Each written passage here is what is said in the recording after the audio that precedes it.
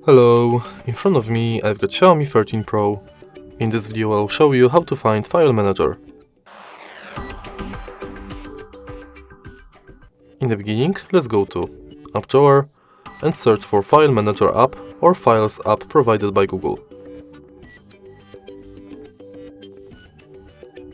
Firstly, let's go to File Manager, and as you can see, thanks to this app, we've got access to internal storage divided on categories like images, videos, documents, music, apps, Bluetooth and downloads, archives and more.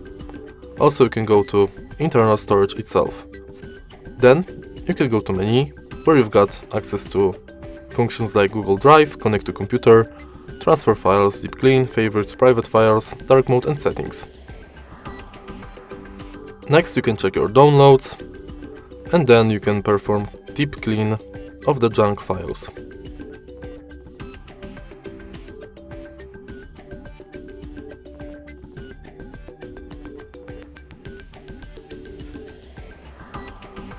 And that's basically it. If you find this video helpful, please leave like, comment and subscribe.